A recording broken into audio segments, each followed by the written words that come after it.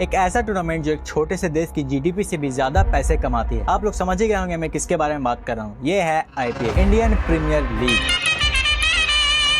लेकिन इसमें एक ट्विस्ट है। आईपीएल अपने इनकम का 90% से भी ज्यादा हिस्सा क्रिकेट से नहीं बल्कि किसी और जगह से कमाती है। आज के वक्त में अगर आप शाम में अपने घर से बाहर निकलेंगे तो आपको कई लड़के अपने स्मार्टफोन में आईपीएल देखते हुए नजर आएंगे। पहली नजर में ऐसा लगता है कि वो सच में आईपीएल का मैच ही देख रहे हैं, लेकिन गहराई में देखने के बाद आपको ये पता चलेगा कि वो सट्टेबाजी जैसी गलत चीजों का शिकार हो चुके हैं। पिछले कई सालों में आईपीएल का क्रेज लगातार बढ़ता ही जा रहा है। आईपीएल ने दुनिया भर में क्रिकेट को देखने का नजरिया ही बदल दिया है। हालांकि आईपीएल सच में बहुत ही इंटरटेनिंग, लेकिन इसमें ग्राउंड पर होने वाले एक्शन के अलावा भी बहुत कुछ ऐसा है जो आम लोगों से छुपाया जाता है। दोस्तों, क्या है आईपीएल की सच्चाई? क्या आईपीएल में सच में मैच फिक्सिंग या टॉस फिक्सिंग जैसी चीजें होती हैं? आईपीएल के इनकम का 90% हिस्सा कहां से आता है? ये पैसे कैसे कमाती है? इसका बिजनेस मॉडल क्या है? आइए जानते हैं आईपीएल और इसकी अर्निंग की काली सच्चाई आज के इस वीडियो में।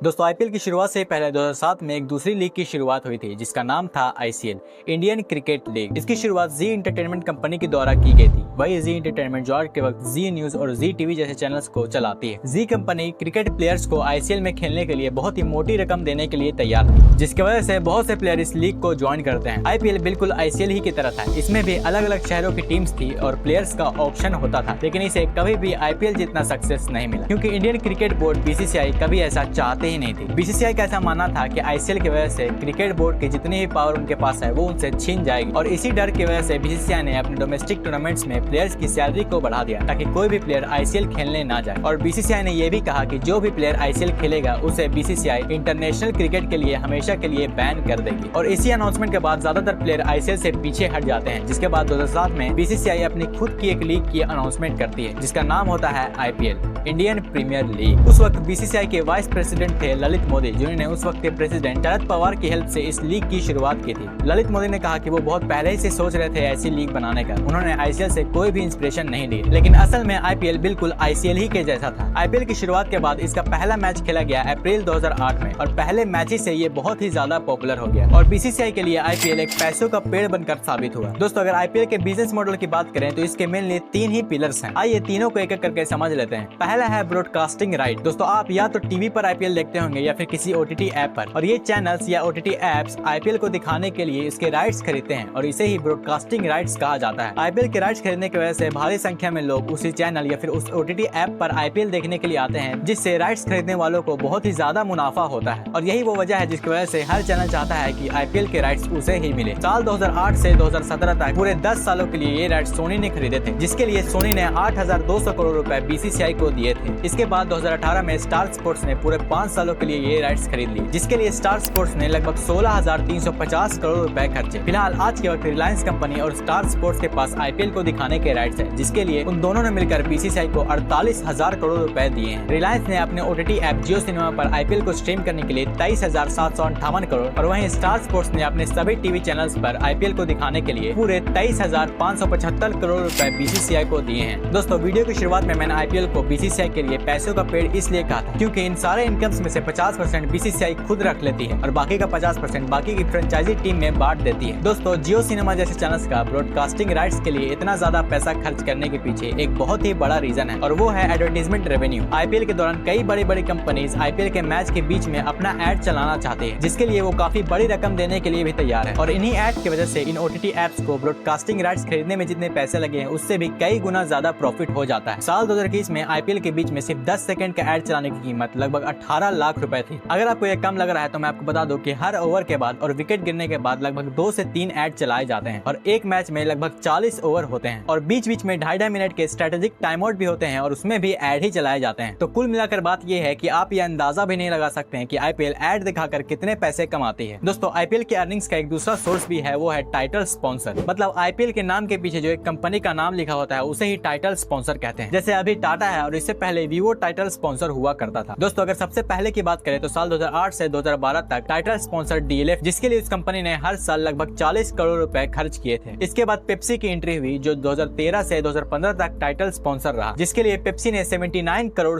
पर ईयर खर्च किए। इसके बाद वीवो आया, जिसने 100 करोड़ पर ईयर देकर 2 सालों के लिए यानी 2016 और 2017 के लिए टाइटल स्पॉन्सर हासिल किया। और उसके बाद भी फिर से वीवो ही ने 2018 और 2019 के लिए 220 करोड़ पर ईयर के हिसाब से ये राइट्स खरीद लिए। और उसके बाद आया ड्रीम 11, जो सिर्फ एक ही साल के लिए टाइटल स्पॉन्सर रहा, जिसके लिए उसने 220 करोड़ रुपए BCCI को दिए। और फिर 2022 और 2023 के लिए टाइटल स्पॉन्सर के राइट्स टाटा ने ले लिए पूरे 670 करोड़ रुपए देकर। दोस्तों IPL की अर्निंग में सिर्फ ब्रॉडकास्टिंग राइट्स और टाइटल स्पॉन्सर ही नहीं है, इसके अलावा भी कई ऑफिशियल स्पॉन्सर हैं जो अलग अलग चीजों को स्पॉन्सर करते हैं, जैसे C8 tyre strategic time out, जो हर मैच के बीच बीच में 2.5 मिनट का ब्रेक होता है। इस ब्रेक में अपना नाम लगाने के लिए C8 टायर्स कंपनी ने पूरे 30 करोड़ रुपए BCCI को दिए थे। और इसके अलावा भी कई सारे स्पॉन्सर गिफ्ट होते हैं जो मैच खत्म होने के बाद प्लेयर्स को दिए जाते हैं, जिसमें से एक है dream 11 game changer of the match. ऐसे ही और भी कई सारे स्पॉन्सर है, जिससे कुल मिलाकर IPL को हर साल लगभग 200 से 250 करोड़ रुपए का फायदा होता है। दोस्तों ये तो बात रही IPL और BCCI की। जो IPL में फ्रेंचाइजी टीम है, वो BCCI द्वारा दिए गए 50% पैसे के अलावा और कहां से पैसे कमाती है, आइए उसे भी देख लेते हैं। दोस्तों टीम को मिलने वाला पैसा ज्यादातर लोगो स्पॉन्सर से ही आता है। आपने ध्यान दिया होगा कि प्लेयर्स के पैंट्स, जर्सी और उनके कैप्स पर कई ब्रांड्स के लोगो लगे होते हैं, और यही लोगो लगाने के लिए ब्रांड IPL फ्रेंचाइजी को अच्छी रकम देती है। टोटल में एक प्लेयर के कपड़ों पर टोटल 10 लोगो लगे होते हैं, जिससे IPL फ्रेंचाइजी टीम अच्छा मुनाफा कमाती है। इसके अलावा आप में से कुछ लोग जो स्टेडियम में जाकर मैच देखते हैं, उस मैच के टिकट के पैसे में से 80% पैसा IPL फ्रेंचाइजी टीम ही को जाता है, और बाकी का 20% होम टीम एसोसिएट को दे दिया जाता है। आमतौर पर हर मैच में लगभग 6 करोड़ रुपए के टिकट बिक जाते हैं, और हर टीम ऑन एन एवरेज लगभग 7 मैच अपने होम ग्राउंड में खेलती ही है। IPL फ्रेंचाइजी की अर्निंग का एक और छोटा सा सोर्स है मर्चेंडाइज, जैसे टीम की जर्सी, कैप्स और हैंड बैंड्स वगैरह। दोस्तों इन सब के अलावा फ्रेंचाइजी IPL के प्राइज मनी से भी पैसे कमाती है। जो भी टीम IPL का फाइनल जीतती है, उसे 20 करोड़ रुपए दिए जाते हैं, जिसमें से 50% प्लेयर्स में बांट दिए जाते हैं और 50% पूरा